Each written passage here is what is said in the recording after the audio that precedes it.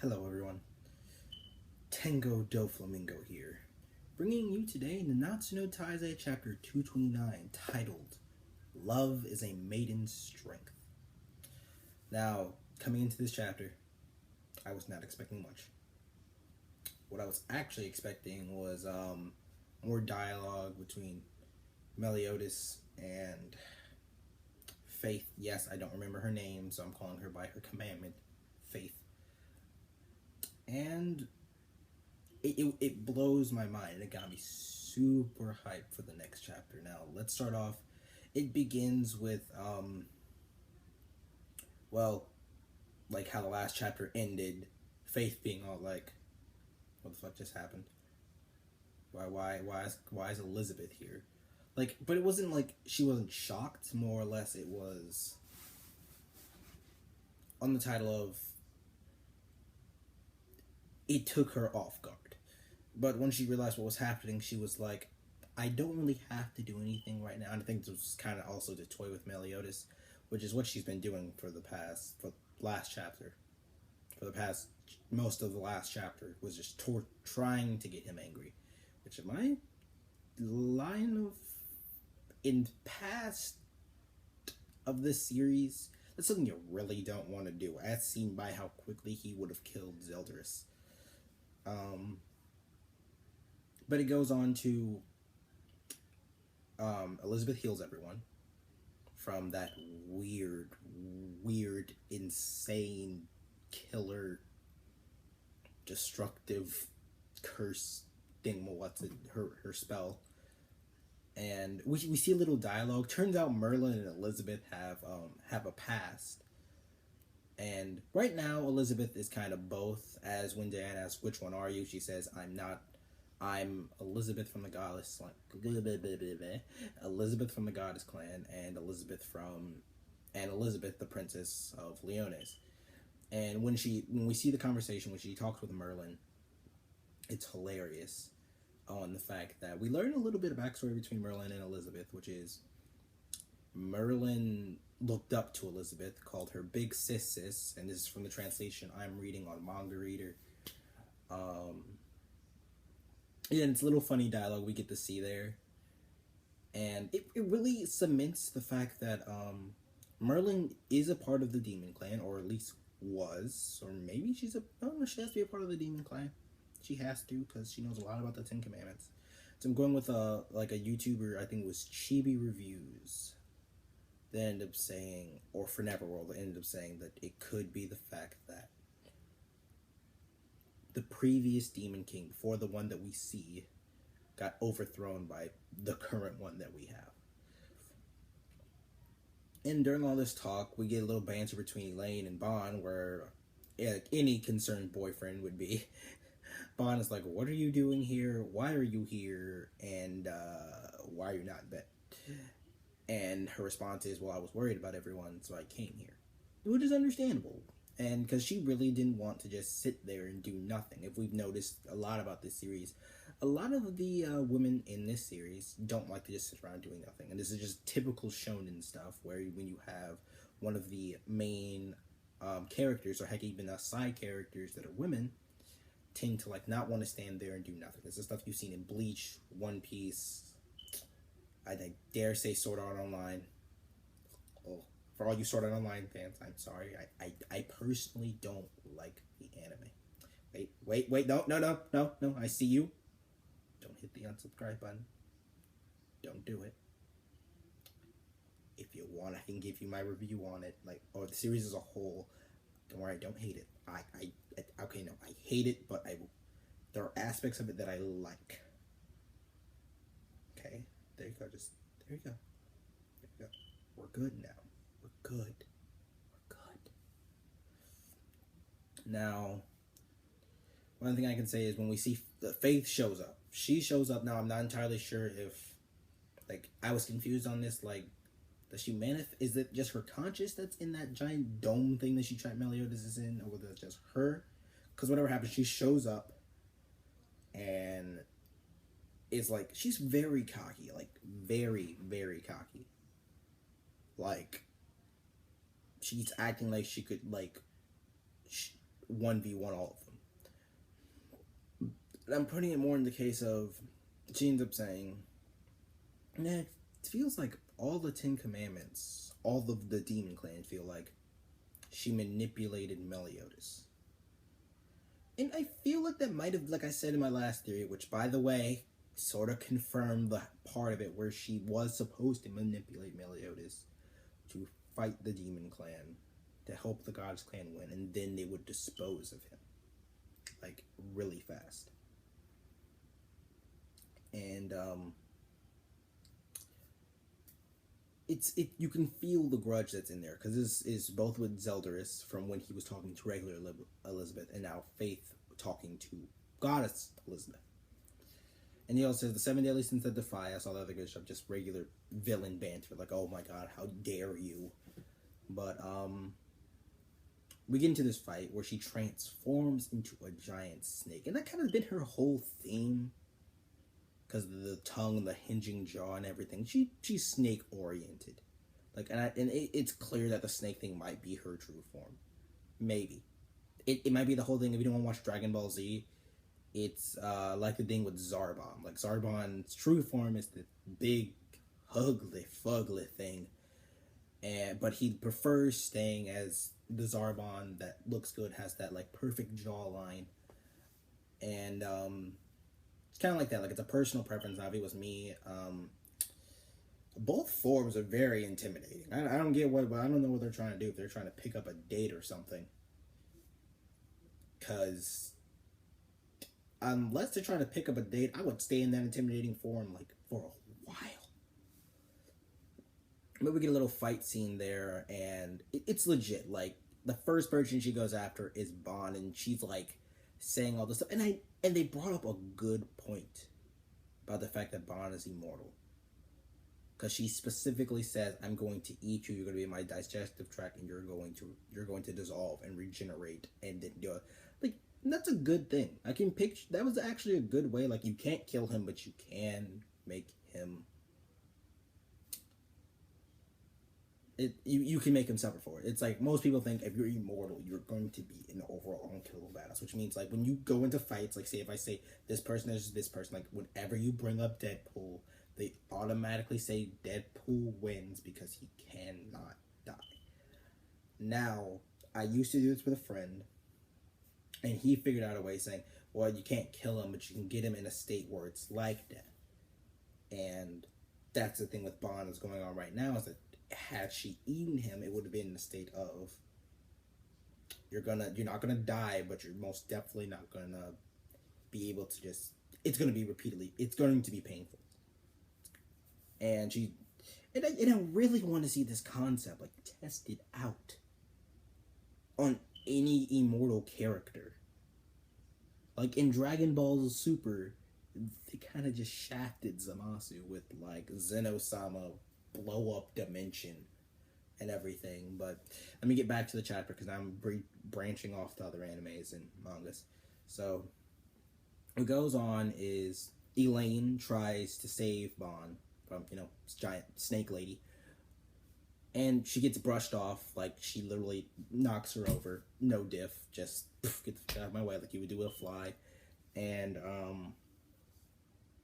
what happens is, and it's amazing because this has me thinking of fairies and everything, that everyone's worried about her, and it's a very good title. Like, this chapter was Elaine's chapter, on the fact that she kept trying to save Bond. King even says, don't overexhaust yourself. And she's theoretically, and this is a good thing that she said, because it makes perfect sense, is if I don't exert myself now, when am I going to ever be allowed to? It's kind of like when you're trying to do something very hard, and people are saying, you don't have to do that hard, or you don't have to you don't have to push your limits like that right now. And it's a good concept. Like, this is something in life, just like, if I don't push myself now, if I don't take that extra step now, when am I ever going to be able to take it? And in her case is, since she's already about to die, like, when they kill her, she's done, it's over. If she doesn't try her hardest now, she will never get a chance to do that again. Because like she said, she's always been dependent on Bond the time. All the time. From when we first got their little relationship, which is on the tree, Bon defended her because she couldn't defend herself. Like, she may have had that whole, as we all remember when he was running up the tree and pushed him back, like had that force push. She controlled the tree. She couldn't exactly do that against the demon. Bon had to, heck, she couldn't even protect Bon when they both got shafted by the demon. Cough, cough, fodder demon, sorry. And, it was a lot. This took a lot out of her. But what we saw is when Faith is boasting, we see a little flick in the page. It's a typical line thing that they do. And we see that she got her wings. It is a big shock to everyone because they're like, what's that power? Like, it's an increase in power. So my theory is, it's the reason why King and Elaine are probably the only two that didn't have wings, is the fact that, to be honest, they might have been, like, not the strongest. Now, King may have been the fairy king, but he wasn't the strongest until, like, he got a power boost and got those tiny little wings. But Elaine got a huge power boost when she got her fully developed wings. Now, the wings might be something to do with their power when they have unlocked their full potential, when their strength is to the max. Like, this means King's wings are going to have to get bigger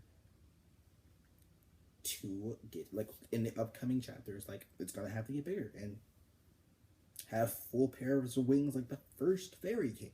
Like, we saw this dude, we saw his wings, those were huge, and he was, like, dropping bodies left and right.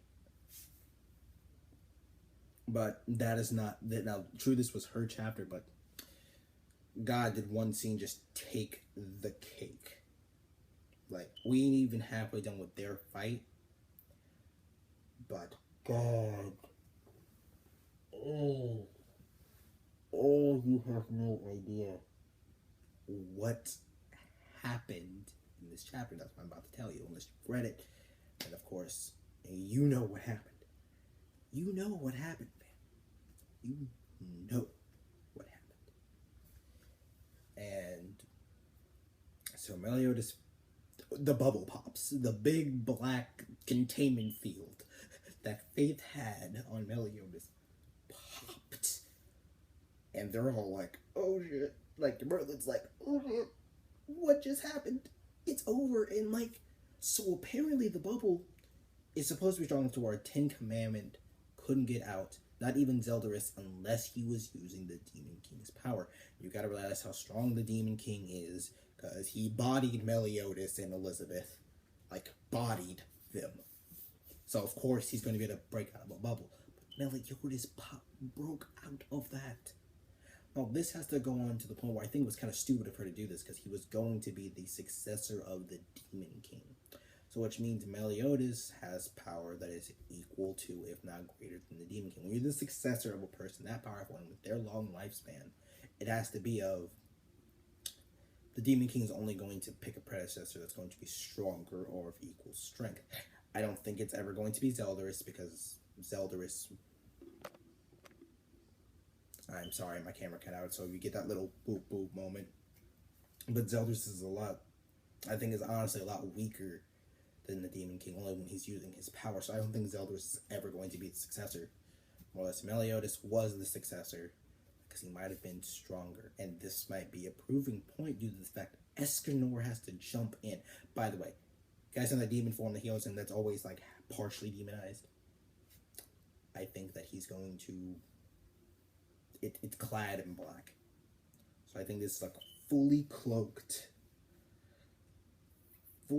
like, not, I can't even say full powered, but like uncontrolled, rage-filled demon Meliodas. Like, Escanor has to jump in this. And Escanor has theoretically bodied 4 commandments. I think 4. There's the one dude that he turned Truth. And if I can't remember the names, I'm going by the commandments. Truth. He theoretically bodied Faith.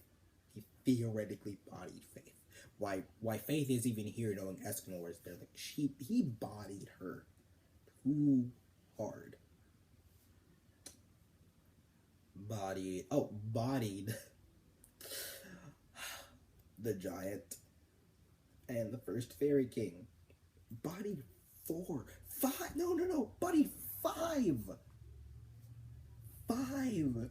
And it's the other one that looked exactly like Meliodas, but bodied 5 Ten Commandments, and is theoretically is about to fight Meliodas, and I think this is gonna be like one of the greatest fights in this series. Like I originally said, the best fight in this series was Escanor versus Meliodas' younger brother. I assumed that was the point where I was like, oh, that's who he's gonna body. No, this might be the best fight ever when this thing gets animated. Like, as I don't know if I said this previous video, but January, the actual second season is for Seven Deadly Sins, the Nanatsu and Taizai, is coming up. But yeah, bodied. I'm definitely sure it's whether Escanor is going to win this or Meliodas is going to snap out of it because Elizabeth is there. Or, I didn't get to think of this. Since they say Elizabeth has to die within 3 days, or at least around 3 days, what if Meliodas kills Elizabeth? Like, with his own hand? Like, and what if that breaks the curse? That'd be some Wolverine, X-Men, The Last Stand type of stuff, where, you guys remember when Wolverine was all like, she was like, kill me, and Wolverine's like, I love you, and stabs her in the stomach. I think that's going to be the case with Meliodas, and except Elizabeth's going to snap him out of it when he's like, impales her. Like, he might just be the first person to body Escanor. No, I'm not. People who are somewhere in the future who are watching this terrible cringe video, it was just like, well, Gother theoretically bodied Escanor, so no, stop. He did not body Escanor. Escanor deliberately chose not to hit Gother to teach him a lesson and to break his chance for winning. I truly believe Escanor could have bodied Gother, no diff. I think he could body any of the 7 deadly sins except for Meliodas, no diff. And okay, less than Merlin. I don't think he'd be able to body Merlin. After what I saw with her with the 2, not be... No! Oh, I have to realize that Meliodas has feats too. Theoretically, because they haven't shown that he had not bodied the other... Meliodas, I think, has some embodiments under himself. He bodied 2 commandments. 3 commandments. Within, like, 2 chapters. Back to back. Ooh, that was so bad. Just not gonna forget, just full counter death. One of those 2, because they haven't shown, so I'm actually thinking, Ryder forgot about him, or they did, or one of them is dead. The guy without a mouth, or sometimes without a mouth, is most definitely dead. Because as we see during the flashback, they gave up most of their hearts when they became that awesome, buff, destructive forms of... Ooh. But yeah, this is going to be an interesting fight. Like, that's how the chapter ends, and I can tell you guys, it's like, I want to say it's 8 out of 10, because one thing I didn't like is all these cheesy shonen catchphrases of like, I want to save you. I was like, oh my god. This is why I like seinens, because they're a little bit more down to earth. But it's really, I also did not like, I didn't like how much little they're really treating, like, King and Deanne got their power-ups, right? They're still being treated like fodder. For main characters that shined in the beginning, they're really being treated like fodder right now. Very bad fodder. That's another thing that I don't like. But overall, no, let me put that to a 9 out of 10, because like I can't put that to an 8, because I'd be doing misservice to Elaine's character progression. Elaine's progression in general, and Meliodas' badassery. Now, from what I heard, sounded from the tone, well, not let me say the tone, but the speech bubble tone of Escanor, like, I don't think he thinks he could beat him. But he says he's babysitted before, so I think he might. I'm not going to say he's going to straight out body Meliodas. Not happening. Not all clad in black. Not look like he got taller. Like, taller. Like, his arms are extended. So I'm thinking this is about to be broken. This is kind of stuff that I'm going to be end up doing battles for in the future, because I'm going to be saying this person for this person in the discussion. But God, this is about to get real fast, guys. But my rating for this is still 9 out of 10. Elaine's character growth, so much. All this good backstory we're getting. All this tension we're getting built up with Elizabeth and Meliodas. And I'm really hyped for Zeldris versus Meliodas. That will be a hyped fight. They best live. I don't want anyone else fighting Zeldris. No one. Has to be Meliodas. No one else. I need this to be a 1v1, brother v brother fight. And we all know the Goddess Clan is going to be the last fight of this arc. I'm telling you this right now. Right now.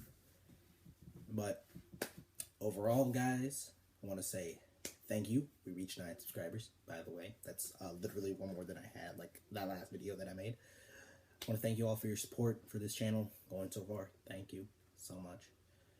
And, oh, I forgot I didn't open up this video by calling you guys my Tango Pirates. That is what we're going to be going by today. And I will always send you off with this.